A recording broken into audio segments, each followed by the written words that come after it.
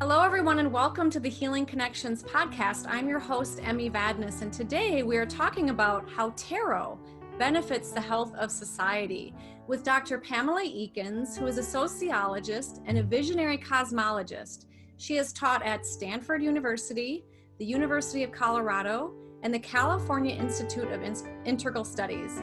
She is the author of several books, including Tarot of the Spirit, Priestess, and Visionary Cosmology.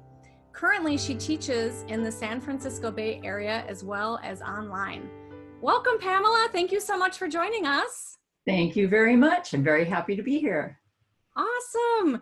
Yay. So, Pamela, I had the good fortune of meeting you through someone who gifted me your tarot deck and the Tarot of the Spirit. It was, I believe, a box set of the cards. And I started reading this a few years ago and just felt such a connection to you. And I felt that you really did a beautiful job of illustrating the original tarot. And so I'm wondering if you could share with us how you got involved with the tarot. We also know you're a sociologist, so I also want to hear a little bit about that as well. And just to share with us your story of how you got into tarot. Okay, I would love to share that story. It's a big story. It's a big story, and it starts with the day I was born. Oh no, here we go. Okay, not really. I won't go back that far. But I will say that as I was thinking about this idea and how I got started in tarot, it definitely starts before I got involved with tarot. And essentially, I think the beginning of this sense I had, well, first let me say that I think tarot for me is about something wants to change, something wants to be different. And then I was trying to figure out what that would be. Okay, but why? Okay, why would that happen? So first of all, I grew up in the Cold War, as a lot of people did, with duck and cover drills and bomb shelters and this fear that war was going to happen all the time. And then right on the heels of that, or not even on the heels, during that time came the Vietnam War. And the Vietnam War was so intense for so many people, with all of our brothers and our cousins and our friends being drafted. The undercurrent of this was, what are we doing? What kind of society do we live in? And what is the meaning of all of this? And so what happened when I went into college, I went into sociology. Now I'm giving a little bit of background here. I went into sociology to try to discover, at the very least, why people in groups do what they do. And is there any way to change this? And primarily what I was studying or working on at the time, in which what I continued in all the way through graduate school, was health, mental health, physical health, what constitutes good mental health, positive mental health, and also war and peace. So those are basically my areas, that we're not to the tarot yet. So you asked me about the tarot. So I'm going to fast forward. Now I have a PhD and I'm teaching. I taught at the University of Colorado for quite a while, and then I went to Stanford University. Okay, so now again, fast forward. Now I am in public health. I've got a joint position between Stanford University and public health, and this is all the way back in 1985. What happens is the American Public Health Association, of which at the time I was a member, is sponsoring a delegation to El Salvador right in the middle of the war, the Civil War, to, quote, study the effects of war on health. So for me, going to El Salvador in the middle of this war with a delegation of doctors and nurses, and me, I was the only social scientist. There were 16 of us and one reporter from the Los Angeles Times. So that was our group. And going there was the most difficult experience of my life. We didn't think we would get back. It was the things that we experienced were unnerving in terms of what people could do, what they could do to one another. It was beyond my wildest imagination what was happening there. And so just to make a long story short, this, because it is a long story, but to make it really short, what happened was while I was there, rather before going there, I strongly believed that we as humans, as a species, could make big changes on our planet through via political means, like democracy. If we work together, we could find ways of changing these things that seem so horrible, the poverty, the destitution, and the warring and all these kinds of things. But when I was in the middle of that war, I came to some kind of realization. I had a breakdown, breakthrough, whatever you want to call it, that the only way anything was ever going to change on this planet would be through some kind of spiritual awakening.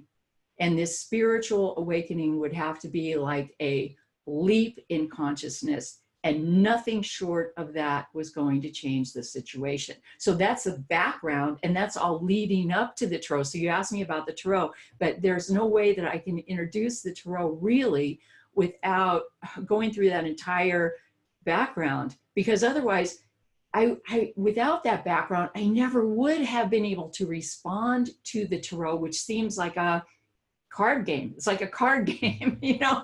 Well, how is the card game going to change the course of anything, right? So, but that's the background. Okay, so Emmy, okay, so I'll give you a brief a glimpse into part two. And part two is when I came back, I did make it back, kissed the ground, and then mysterious people started showing up in my life. The synchronicities are amazing. You know, we step onto the path and then the path carries us. One of the people who showed up in my life is what I call a mysterious stranger. And that mysterious stranger appeared carrying a tarot deck. And she announced to me, I did a little YouTube on this myself just recently. It's called A Mysterious Stranger Seeds, the Tarot of the Spirit. Anyway, I don't want to go into the whole story, but she came up with a tarot deck and she said, I've been waiting here for you. You're going to apprentice with me. Long story. I did, though. I apprenticed with her. And the first thing that she did was she pulled out a tarot deck and she said, read for me. So that was the introduction for me. It was, I pulled out the cards and somehow it was as if I understood them. I understood how they fit together. And I saw that in a way they could create a kind of, or they did create a sort of paradigm or grid work that could hold all of our knowledge. It could hold all of our knowledge together. And I'm not sure I'm explaining this very well, but no, you're doing excellent. It moved me very much as a tool that I could, in a sense, insert everything I learned about psychological theory, about social theory, that's people in groups, and then the tarot provides a, I'm searching for words, it provides a, well, prediction, like a power of prediction. But if you know how to work with the power of prediction, you can enter into the power of prediction and enter into a step-by-step path of change, both psychological change for the individual, but also social change. So I could see that in the cards, and it's a very spiritual step-by-step, it provides a very spiritual step-by-step path, spiritually oriented. So I thought, oh, I can start with the cards. I can start by learning the cards. And so this takes us all the way back into the Cold War, Vietnam, the war in El Salvador, because I could start to see how by using the cards, I could begin to change my own consciousness. And there was a place to begin. Okay, that's a long story. Yes. Oh, I mean, it's, you're a sociologist, you have your doctorate, you were teaching at Colorado, in Colorado at that time. And so what was sort of the common understanding from a sociologist perspective about how society can heal before you received this tarot and this teacher arrived when the student was ready in your life? And how did the tarot change that for you, having a doctorate, having taught at places like Stanford and the California Institute of Integral Studies? What can it do now that you didn't, what tools did you not have then that you have now from the tarot? I had sociological theory, what's called sociological theory, which describes how to create social change I was always interested in creating social change, right? And in certain ways. So I had that going, but the level of understanding, let me put it this way, sociology is actually a dark field. It's a field that is all about saving people. So that's my superhero self, wanted to be in sociology, where we're saving people. We're saving people from poverty, and we're saving people from any kind of situations that could arise. But the truth is, in sociology, you are looking at the dark side of everything first, because before you can move anything or change anything, you have to understand the energies that hold it in place. And so usually there is going to be a kind of a dark undercurrent. Like if you start looking at poverty, there's going to be something that holds the whole situation in place. And I saw so much of that during my time. Well, I'm still a sociologist, but in my time doing studies in the field, I saw a lot of this, the darkness. And then to try to find a way to work to alleviate that becomes very difficult, because we begin to see how intertwined all the pieces are that hold all of it together. There are vested interests that hold all of it together. So upon coming back from El Salvador, I didn't fully realize this, but what I came to realize over time was that I had arrived at this place where I knew somehow deep in my soul, I felt we didn't have time to continue to trying to understand this on such a deep level. And I wanted to make a leap out of this darkness as instantaneously as I could. So then when the tarot was presented to me by this teacher, and then I subsequently studied with other teachers, I joined 3 Western mystery schools and studied the tarot from the Kabbalistic perspective. So the Kabbalistic perspective is very important to me in studying the tarot. So anyway, I studied with these people, and I started to see that it is a way, it provides a way for us, for me to, let's call it, jump my own consciousness into another place. That's what I could see could happen for me. And then I could also begin to see how this could happen for other people. So I started working with other people with the tarot, and I began to see these shifts in consciousness. And that was certainly not anything that was available to me in the academic world. Yeah. So it's like directly working with it, directly, because another piece of this in the academic world, we as professors, we are required to be observers. Here's another piece: observers, but not really participants, not really inside. When you're teaching, you are required to stand outside of your subject matter to a certain extent. So for example, at the University of Colorado, I taught courses in mental health and social issues in health and medicine. I taught pre-med and these kinds of things, and looking at what people could expect in a health-oriented career. And I would invite into my class, because part of the trend that was going on at the time was also localized healthcare, especially with mental health.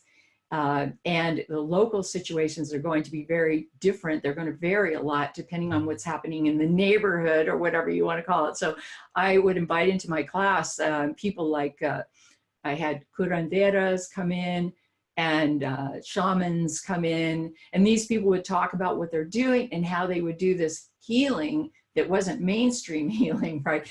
It was done in a different way.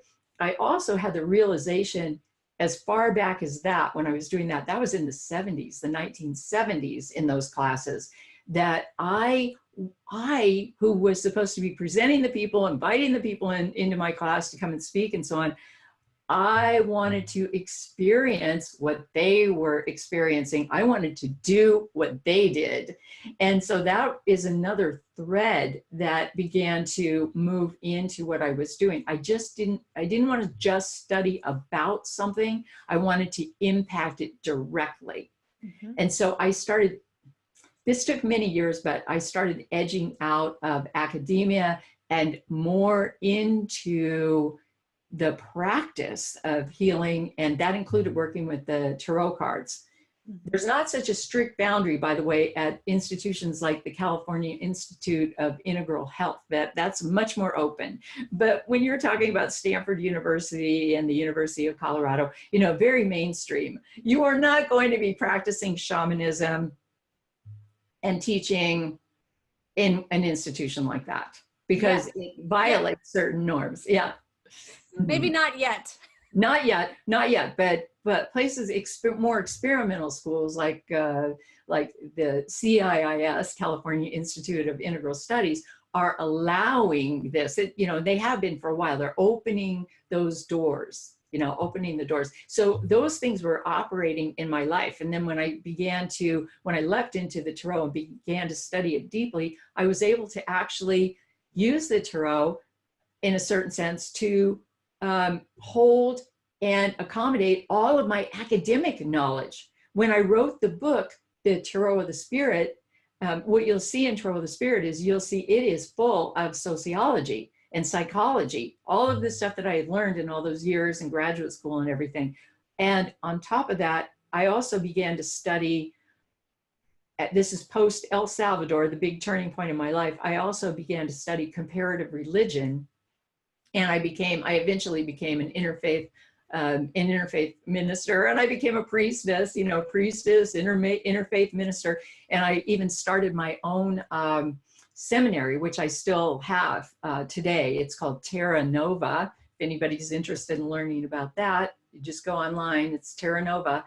So the tarot, it actually can hold all of these things in one place. But having said that, also, let me just add on that, it's not really the tarot deck itself, it's the underlying structure of the tarot deck, which is based on what is called the Kabbalistic tree of life. So it's a pattern that the deck fits into. And this Kabbalistic tree of life is now what I use as a diagram, essentially. And it is what I use to place, if you will, trying to find the right words for this. I use it to place the knowledge that I have. When we can place the knowledge that we have in a way that makes sense, where you can see the outflow of this knowledge, what came before and what comes after, what happens is it takes away the feeling that we live in a random, meaningless, purposeless cosmos, and it begins to awaken a sense of purpose and meaning and interconnection and flow, not random flow, but very refined flow, a very refined flow. So that's what I'm working with right now when I'm working with Tarot of the Spirit. And that's what went into the creation of Tarot of the Spirit. I can't say it's like all tarot decks out there. So just to summarize a little bit, yes. and this is wonderful. I just admire what you're doing. And it sounds like as a sociologist, you were primarily teaching, researching, basically mirroring back what was happening in society, but it sounds like you wanted to be more active in how to help heal society. So really moving from the darkness to the light. And it also sounds like, would you say that the tarot, and this has been my experience personally working with it and having studying the Tree of Life and the Kabbalah, being part of a mystery school with you, is that it really does enhance consciousness, or maybe even helps put more of a focus on consciousness. So is that how then maybe it might benefit society? Is that if an individual is able to elevate their consciousness, or whatever language you would use around that, I would love to hear your thoughts on that, Mhm. but that might be how it then can benefit all of society? Mhm. Mhm. Yes, so let me say that you have got this right. Okay, so I was teaching, doing research in sociology, but the core of my being is as a social activist, right? So I'm really an activist. I'm really an activist. And when I was in El Salvador, I was doing, it was activism, because I was trying to see how we can heal this war from the inside. Okay, so really social activist. And what happened in that process, along that process, is I became something more like, I don't know if you could use this word, but something more like a spiritual activist, because what I began to seek was some kind of a leap in consciousness. So I said that earlier, a leap in consciousness. A note about Tarot that is very, very interesting. When I started working on Tarot of the Spirit, there were 7 tarot decks on the market, 7. When we finished with, my mother painted the pictures and I wrote the book. And when we finished with Tarot of the Spirit, there, which took us 7 years, there were about 700 decks on the market. So we thought, oh my gosh, this is unreal what happened. It was like the oracles, Tarot of the Spirit is an oracle, right? The oracles came down like rain. It wasn't just tarot. It was every oracle you can think of. It was the tarot, it was the runes, it was the all kinds of cards, medicine cards, I Ching, you know, the angel cards, everything appeared at the same time. Now, what was interesting about that is it kept appearing. And now, and it is still appearing exponentially. So the number of tarot decks, for example, that are in print right now are probably closer to 10,000 tarot decks in print. And this whole, in short, this is a social movement that is going on. So it started very intensively in the 1980s, and it is continuing, and it is now global. It's a globe. I get email from all over the globe every day. Okay, it's definitely a global movement. The sales of all of these kinds of media tools are increasing. Okay, so what is this about? What is it about? And for me, I think what the movement is about is, I think it's about introspection, because I wasn't the only person who got the idea something needed to change. That idea also came down like rain, or came up like grass out of the earth. You know, so many people all over the planet got this at the same time. We need to change. And guess what? We don't have any leadership that makes sense. There are no leaders. So who are we? How will we find leaders? And we came to this idea, well, we're going to be the leaders. We're going to be the ones. And so if we are going to lead the next generation and step into our place as wisdom keepers on this planet, we need to understand ourselves really well. And right now, the best way to figure that out is through introspection and going inside. So now what's happening when we have so many, probably millions of people doing deep introspection on a daily basis and so on around the planet, and learning and studying, what's happening is new values are emerging. I'm not saying it just started. This started a long time ago, but we have this happening more and more around the planet, where people are beginning to, if we're waiting for critical mass to happen to change the whole course of human history, I think that critical mass is coming. It's getting there. It may have happened. And, you know, because there are so many people everywhere now who are on this wavelength, that we need to be thinking differently, and we are thinking differently now. So there's a thread, there's a trend or a current in the human species that is really redirecting the trajectory of The human project, for lack of a better word right now, just popped into my mind. Our whole human project, our reason for being. Who are we as a species? What are we doing? That's the big question. That's been the big question. It's still the big question. And will we continue? Or will we continue in our current Exactly. form? How will we continue? How will we continue? Yeah. And so that individual consciousness, those millions or plus people who have been studying the tarot, the tree of life, the Kabbalah, evolving their own consciousness, would you say it seems that then that permeates out to the collective consciousness? Yes, I think it permeates out to the collective consciousness in two ways that occur to me right now. One of them is when we do this kind of work, this inner work, it changes who we are. We make vows to ourselves based on what we are learning and how we are changing. And then we live that in the world. So we begin to live differently, and that's cause and effect. That's the cosmic law of cause and effect. The cause that we become has an effect in the universe. The cause that we are begins to have an effect in the universe. So there's that level, and that's just in our daily lives. In fact, society, this is Sociology 101. Society is the sum total of all the people's daily enactment of rituals, roles, and routines. That's what society is. It doesn't really exist out beyond or outside of ourselves. We are creating it with all our routines every single day.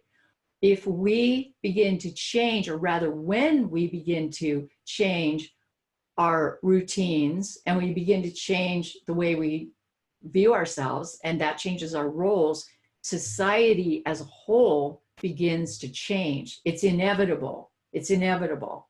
I just want to offer something that's coming to mind, Sure. If you don't mind for just a moment. Yes. I'm trained, I'm a licensed occupational therapist, and something you just said really made me think about the core 101 of what occupational therapy is, that we help people with activities of daily living be as functionally independent, interdependent with those activities.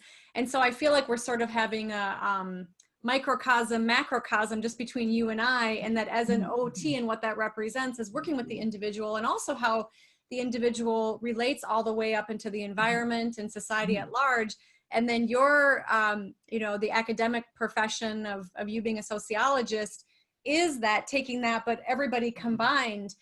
And it's really fascinating because it seems that the tarot and what it can offer people is working with the individual, but then it can expand out into the global consciousness. Mm-hmm. Absolutely. Or universal, or even, the entire universe, cosmos. Right. And don't forget, we are universe. Enacting its own future, making up its own future and creating it. We are doing that absolutely every day. And so, and I know I can hear somebody thinking, oh, but it's not that easy to change things. Well, it may not be that easy to change things. Sometimes we need to change the conditions that are creating whatever effect it is. We can just begin by starting to change the conditions, like you might change the soil in your garden, or you're not going to plant seeds in the winter. So some of it may be seasonal, the way that we're working or how we're working, but we can be very effective if we have reflected. I call it efficacious. We can be very efficacious and very proactive if we have reflected on, in fact, what we do want to be the cause of. If we think about that in advance, it's much more likely we are going to create results that we want to see than if we don't think about it at all. So tools like tarot give us a way to begin to think about it, to begin to think about what it is we're doing and what is important in our lives. You can just begin that by playing around with a tarot deck. It's actually an amazing tool. Well, actually, I'd rather say you can begin that process by playing around with the tarot of the spirit, because that's my tarot deck. And that's because we put so much energy into creating that deck as something that was very, very high level and very advanced from a point of psychology, sociology, and spirituality, all of those things at once. I mean, a lot of intention went into that. It's not just a bunch of pretty pictures, you know, it's got so much thought behind it. And then there's one other thing I wanted to throw in, and that this gets really mystical. Okay, and this part is that if we change our thought process and the way that we're thinking, I honestly believe that our thoughts themselves radiate out into the universe, and that humans, for example, work something like a flock of birds. We pick up each other's thoughts, and we will move as one. So it matters what you think. I mean, for me, it matters what you think, matters what you say, it matters what you do. But what you think is critically important. And when we start to change the way we think and it begins to radiate out, other people pick it up. You know, so we can pick up each other's energy. In fact, if we're afraid, we're going to pick that up too. If people are afraid, we pick up their fear. If people are proactive and radiating love, we also pick that up. Yeah, and actually that's a question I'd like to ask you, is that I love what you say, first of all, around how when our thoughts change, our consciousness change, that can affect others. And that's actually what quantum physics seems to be telling us as well. Mm-hmm. And that's also where it can seem very spiritual. And the other piece is, what about folks who maybe have had some type of religious conditioning from some type of religious leaders, or maybe even their family, that tarot is something to be feared? How would you respond to somebody who might feel afraid of it just because somebody has told them to be afraid of it, even though they've maybe they don't even know what it is? Mm-hmm. Right. And of course, I do know that exists. So I look at the tarot cards. So there are 78 tarot cards in a tarot deck. And I look at each card as a flashcard of wisdom, of spiritual wisdom. And when you look at it, you will actually, let's say you're Christian. You can look at this tarot deck, and what you're going to see reflected back to you is a lot of basic Christian knowledge. You're also going to see, if you're Buddhist, you will see many Buddhist principles reflected back to you. And the same if you're Hindu. If you are following the Vedic knowledge, you will see all kinds of ancient knowledge reflected back to you from the Upanishads and so on. So I think what the tarot does is it's also a way to unite all of these different perspectives. And I know people are afraid of unity a little bit. So maybe just to say a note about that, because all of these divisions that we have going on our planet, all of the divisions in the wisdom traditions or the religions and so on, help us to identify who we are through division. And that makes us feel comfortable, because then we are able to say, oh, here is who I am, here is where I fit, and then we know ourselves. And I think the challenge for us in the future is going to be maybe to be a little bit trite or to oversimplify this, is to take down those walls and build bridges all around the globe to each other, to open our hearts and to come to realize what it means to be understanding, to be empathetic, to be compassionate. That's my call. That's my goal, my calling. And that it would be a goal that I would want to make myself as one human a cause of. That is what I want to see. I do not want to see us fighting each other and tearing each other apart anymore. So even if that continues, even if the war continues forever, I will not be part of it, because that goes against my vow that I have made to myself. So I'm a peacemaker, and I am a person who deeply sees and believes and feels that love unites And the heart unites what the mind divides. The minute we open our hearts to any other human being, we can begin to understand who that human being is. We can begin to understand why they are the way they are. And I feel that, in a sense, again, this sounds like a song, right? Love is the answer. Love is the answer. John Lennon. Yeah, especially as we're growing to so many people. Yeah. And well, I love your declaration out into the universe. And I'm right there with you with that. I believe that love is the answer as well. And so why tarot? Why, for those who may be listening, who maybe are seeking or searching for their own spiritual pathway, or maybe they've been brought up in a spiritual tradition or religious tradition, and maybe they like some of it, maybe they don't like all of it.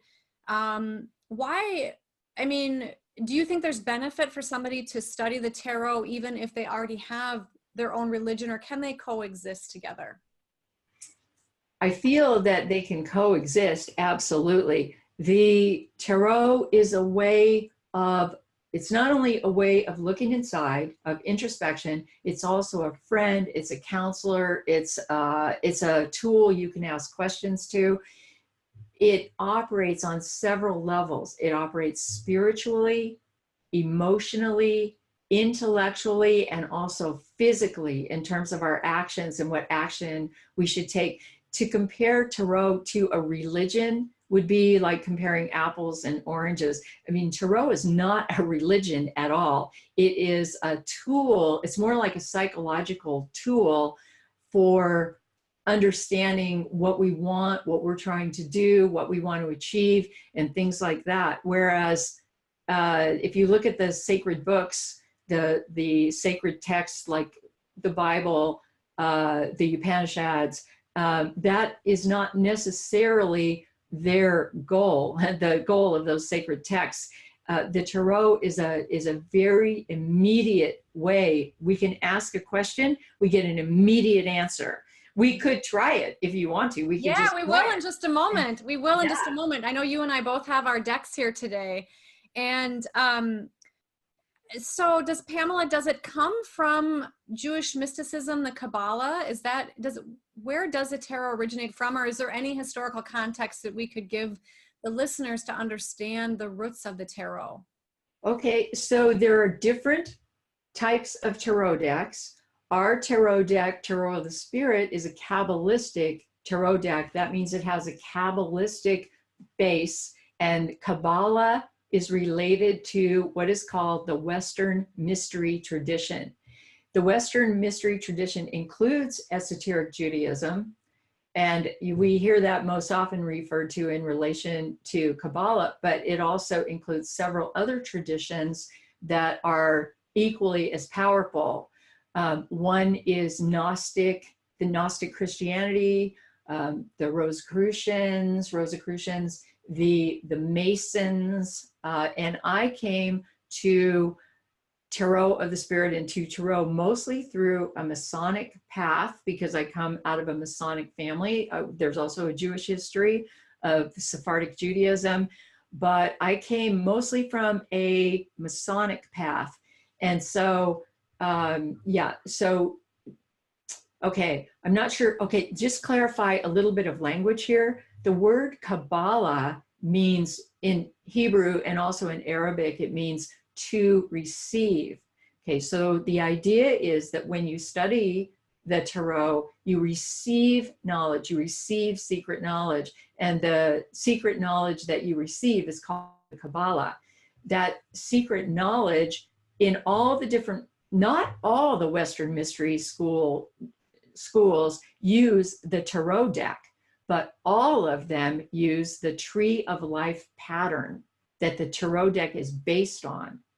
So what happens is people study the Tree of Life, this particular pattern, and it's like an outflow of different aspects of energies, and it also points out a spiritual path. You can follow the Tree of Life as a spiritual path.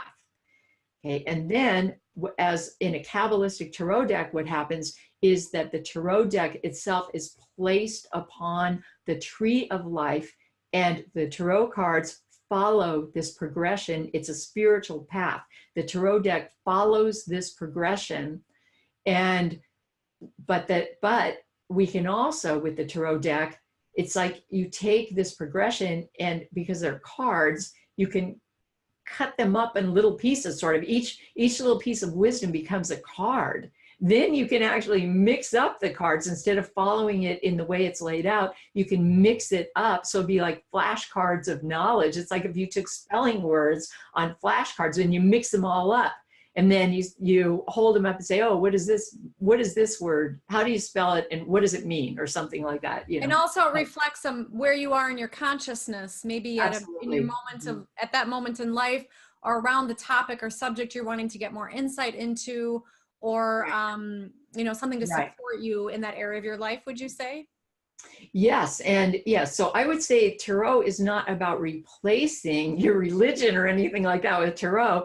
It's just about going deeper into your own psychological and spiritual self using this wonderful psychological medium that has actually been around for 1,000 years. One reason it's been feared, it's feared by some people, right?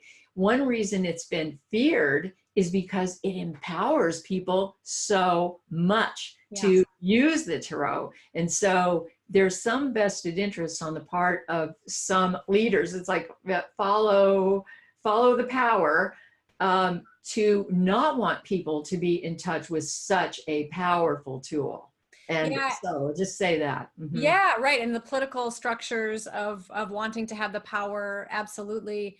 And I also think that some of the feedback I've heard around the fear piece, a couple things, is the future, knowing the future. At least in my experience, now I use the tarot primarily for a, you know, soul consciousness development tool, and definitely to get insight into areas of my life, making choices. It's wonderful for making decisions.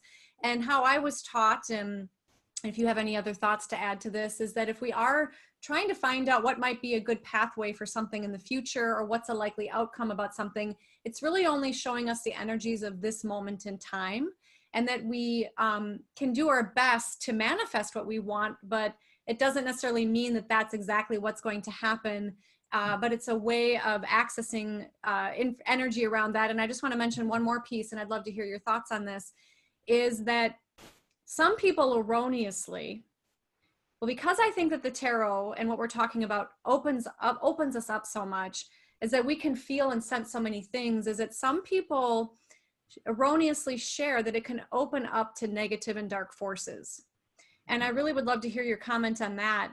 In my experience, it's, you know, just like practicing any spiritual or religious practice, is that if your intention is that it's going to raise your vibration and help you, you know, move into more positive directions, that is what it will do. I really just want to encourage anybody who's listening to this that if your intention is pure, that it's going to work in that positive direction. So any thoughts you have on that, Pamela? First, I would say that for me, in the way that I use the tarot, it's much more about creating your future than predicting your future. Because what we're learning here is we're learning an outflow of energy, what follows what, because the tarot deck is ordered, it's numbered and ordered. And so if we learn what follows what, we can learn how to create a path that's going to lead us into something great. Let me give you an example. The fives in tarot, there are 4 number 5s. It's a card pack, right? So we have 4 number 5s. We have a 5 in spirit, a 5 in heart, a 5 in mind, and a 5 in body. And those 5s are the low points. 5 is called cataclysm. It's a place because there's 1 through 10, and then in each 10 4 elements. Right. It's just like playing cards with the clubs, the hearts, the spades, and the diamonds, right? And there are 4 suits in tarot. So the 5 is going to be the low point in each suit. Well, the 5 in the spirit suit is called struggle. Well, most of us on this planet wind up living our lives in struggle every single day. Sometimes it's better, sometimes it's worse, but the wheel's turning, it gets better, better, better, but then it crashes again. So we just live in that place of struggle, going around and around and around. What the Tarot teaches is that struggle is one of 78 positions that we could live from and live through. And in fact, what follows that very card, struggle, that's called the 5 in our deck. It's called it's called 5 of Wands in many tarot decks. And yeah, so we'll just leave it at that. The 6, the very next card that follows that card of struggle, which is the card of war and battle and all of that, the very next card that follows, it's called glory. And the glory of that card is about learning through all those struggles and then making your offering of what you have learned into the world. This is the fruits that grow up out of the battlefield. What have you learned and how is it going to flow out into the world? So those are only 2 cards, the struggle and then the offering.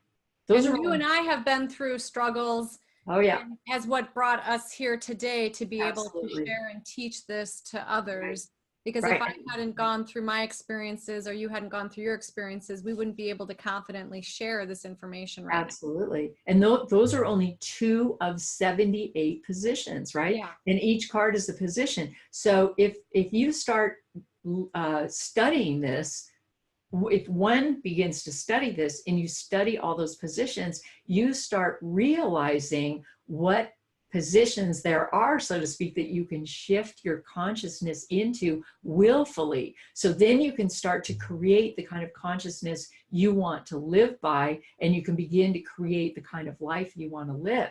So that's the strength and power of it. And then part 2 of your question, you said, well, what about, can this be used to negative ends? It could be used to negative ends, because with this tool and you're learning how to create the future, if you wanted to create something that is negative, you can. With the use of this tool, you could also create something negative. So let me tell you something that is interesting to me, and then I'll try to make it in a short way. So when the Tarot of the Spirit came out, someone unknown to me took many books, not decks, but they took the books and they delivered them to maximum security prisons on the East Coast. So the people in this is men's prisons, maximum security men's prisons. And I started getting a lot of mail, snail mail. This is before email.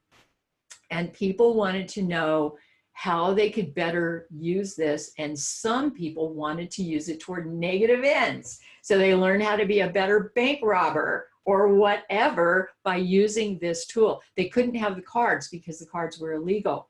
So I thought, how am I going to handle this? Because I definitely did not want to answer these letters. They're all stamped, maximum security prison.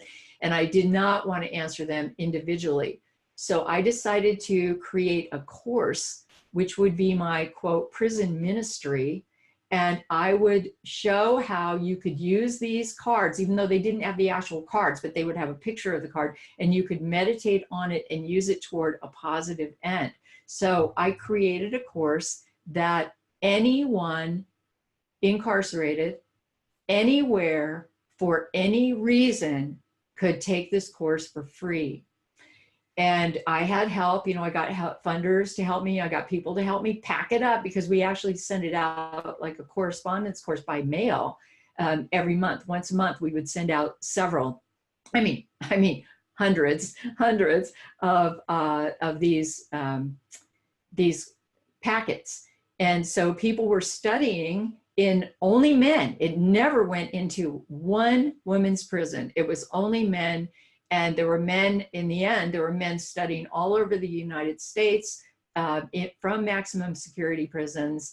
And then eventually I stopped doing that. But that was my very first teaching with this tool. I began to create a Western mystery school of my own, and now I have a full-fledged Western mystery school online, and you don't even have to be incarcerated to take it. Anybody can take it, so it's called Pacific Mystery School, and it's online. So you just type in Pacific Mystery School and it will pop up, and that is my mystery school, and how we use these cards as a step-by-step path with the intention of positive energy, of bringing positive energy into the planet. Beautiful. Yeah, because really, I mean, obviously there's been wars around religions. Religions have actually created wars, or humans in the name of religion have created wars. So it's really what the intention is behind that. And myself, coming from a Christian Catholic upbringing, now I believe in all paths. I have found that absolutely the tarot has deepened my own consciousness and really connected me to my spirituality, and certainly meditation has done this, and some of the trainings I've done before. In fact, one of my spiritual teachers before I met you, Pamela, taught me how to make my own intuitive cards or my own tarot deck by meditating and coming up with words and images using that. But I really wanted to study the Tree of Life and the Kabbalah, and so I'm so grateful to have met you, and I hope more do contact you to learn that. But I just want to offer that it can deepen your practice no matter what religion you might follow, or if you don't have a religion, or even if maybe you identify as an atheist, that this can still benefit your consciousness. And so we just have a few minutes left. I'm wondering if we could take maybe a few questions that I have left and maybe use the cards to work with those. And or if there's something else that you thought might be good in the last maybe 5 minutes or so that we have here, unless there's something else, Pamela, you thought might be good to ask with the cards. Well, I just want to say, I'll echo what you said. Atheists come, agnostics come, fundamentalists come, because you're going to find out this is not what you think it is. You will benefit so much. And there is an aspect with which you can entertain your friends and family by doing tarot readings for them. Sure, and it's a great doorway and entryway, and it can be a lot of fun, and we're going to have fun here with this as well. And I also just want to offer, and it sounds like you've taught comparative religion, that love really does seem to be the answer, and that when we look at all the different spiritual paths, that seems to be, and Pamela, from your teachings that I've received, is that all other paths do lead to war. And I think I recall that your delegation to El Salvador, that part of your research study showed, correct me if I'm wrong, is that war is bad for the health of people. Is that what right. There was a poster during the Vietnam War that said war is bad for children and other living things. I think that was it. And we know that war is bad for all of that, and we know that love is the answer. And certainly tarot teaches that love is the answer. Show me a religion that does not teach that at its core. I haven't seen it yet. I haven't seen it yet. I haven't seen it. Yeah, and love of the other, and also love of ourselves, which in my practice, individually working with clients, seems to be a sore issue for a lot of people, of being able to have that self-love and self-acceptance. So Pamela, let's fire up the cards. Yes, okay. One question could be, what parts of society are functioning well, and what parts of society might need improvement, or how can we improve the health of society, since our talk here today is using tarot, or how tarot can benefit the health of society? Well, let's just take that one question. What could help society function better? I'm just making that up. And just draw one card and see what it says. When you say what's working well, I want to say, without drawing any cards, I want to say, the nonprofits are working well. They're doing a really good job, you know, on all these different levels, you know, trying to make things happen. You know, that's working well. People are striving, you know, they're being conscientious. That's working well. And there are some other things. I think the parts that are holding up division, for me, that's a judgment, but I don't think that part is working well. I do want us to find the places where we can connect. But let's take this question and say, what could help society to work better? You know, what can we turn our attention to and just see what happens? So I have my tarot deck here. So I'm going to draw a card. I don't know what it's going to be. And for those who maybe haven't used the tarot, she's already pulled a card. Some people might shuffle. I'm sorry. No, that's okay. Some people might shuffle a deck. Some people might meditate or pray or clear the space before, center themselves, and then shuffle the deck with the intention or your question in mind. And then maybe spread the cards out. Notice what card you're drawn to. And then you would flip that card over. And Pamela's already done that with our question here. Yes, I'm very fast. Right. Well practiced. So, okay. Yeah. So interestingly, I'm getting this card called The Great Work. Oh, there's an orb appearing on the card. I see. Oh, I love it. Anyway, it's called The Great Work. And it's a perfect card because we talked about there are 4 suits and they had 1 through 10 in each suit. So this card is the number 10. And it is in the suit called Earth. It's the 4th suit, which, by the way, corresponds to diamonds in the playing cards. So the suits are cumulative in tarot. So they start with the first suit, which is fire or wands. Then the second suit, which is cups, or it's also water. The third suit is the swords. And it's also wind. I don't want to define that right now. It takes too long. But the 4th suit is diamonds. And it's also earth, the suit of earth. Like everything manifests on earth. So, and then the 1 through 10 in each suit. So by the time you get to this card, which is called the 10 of earth, so it's the last card in those 4 suits. And it's called the Great Work. So what this card means is that after you have mastered all the lessons, 40 lessons, 10 cards, each one is a lesson, each one is an initiation. After you have mastered each of those initiations in 4 suits, you wind up with this card called the Great Work.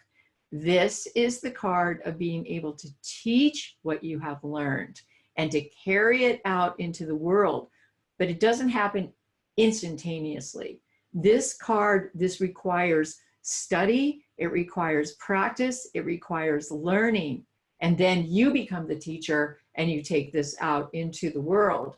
So all of this can change society and can change the future, but in working with a tool like this, first we have to master it a little bit ourselves. And this means understanding our internal selves on a spiritual level, on an emotional level, starting to get control, you might say, over our emotions and understand our emotions better, understand our minds better, consciousness better, why we do the things we do, and then how our actions on the planet are based on that, are based on our sense of our own spirituality, our sense of our own emotions, our sense of our own mind and how that works and how we put things together, and then our sense of our body. By the way, tarot is not ever going to tell you what to think or how to think. What it's going to do, no, it does teach how to think. It brings up within us what we need to know, what I need to know about my own spirituality. It does not tell me what to think. It brings up what's inside my own self about my own spirituality. So you're not going to be told what to think when you work with this. You are going to learn what is inside yourself step by step by step as you grow along this path. So that is, that's a very beautiful card. The 10 of Earth, the Great Work. So we get to step into the Great Work, but first we have to do our study. It's not completely instantaneous. Mm-hmm. So get a tarot deck and then begin to do some study with the deck is what I would say. And what are you studying again? Yourself. Oh, I love it. Mhm. Yeah, and that great works card. And by the way, for those who are getting started with tarot or using any type of intuitive or divinatory tools, is that often there's a lot of rich symbolic meaning that can stimulate parts of your consciousness that are very different than verbal words. It might be pictures or images, or it can stimulate other aspects of your being that can pull more of yourself forward.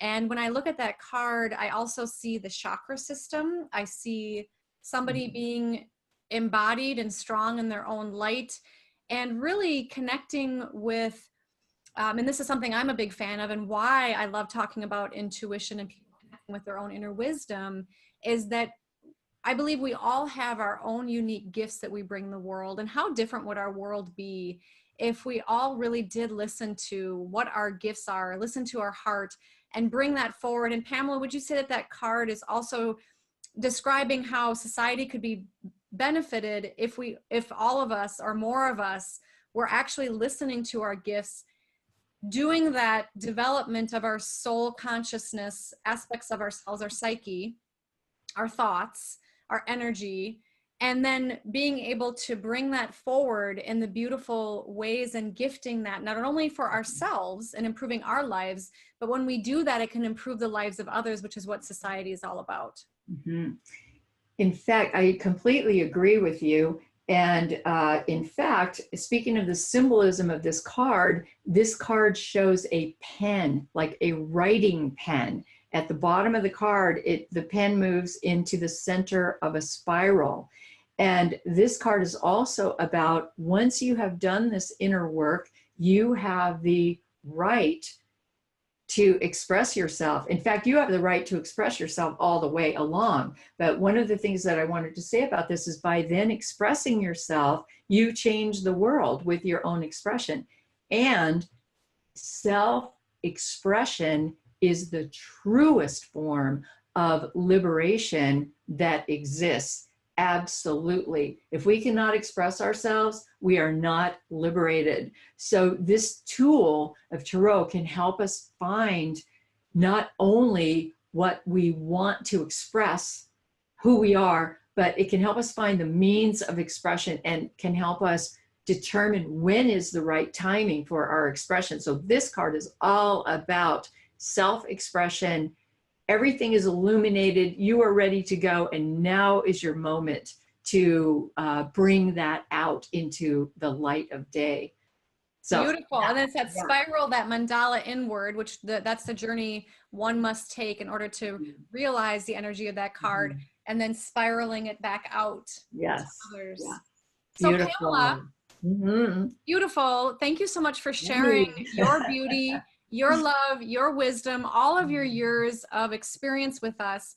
And if somebody's interested, and I hope all of you who have been listening to this today feel inspired to check out the tarot, to learn more about the Kabbalah, the Tree of Life, would you recommend that somebody just pick up your, so I've got Tarot of the Spirit that you've done, we've got Kabbalah and Tarot of the Spirit. Would you recommend that they pick up, and here is the deck, that somebody just go ahead and purchase that and start working with it, reading it on their own? Or is it best that they begin with a teacher, or could they do both or a hybrid of that? Buy a Tarot of the Spirit deck. You can get it through Amazon. Buy the basic Tarot of the Spirit book. That's this book, Tarot of the Spirit, and the basic deck called Tarot of the Spirit, and just start working with it. I would say that is the place to begin. And if you would like to work with a teacher, get in touch with me. I would be very happy to work with you. So just go, it's PamelaEakins.net, and just go, just find me. All you have to do is type in Pamela Eakins, and I will appear on your computer. And then just get in touch with me. Yeah, I love that. And you also have a YouTube channel that people can Google your name, and you've done a beautiful job of putting out content, of sharing about this content as well. So definitely do get in touch with Pamela at pamelaeakins.net, tarotofthespirit.com, and I believe the other website is pacificmysteryschool.com. Is that correct? Yes. Okay. Right. Mm-hmm. Oh, wow. Well, this Great. is just, I feel full with love and joy, Pamela. Thank you so much for joining us here on the Healing Connections podcast. Bless, bless, bless. Bless, bless, bless. Much Thank love. you, everyone, for joining us today, and be well.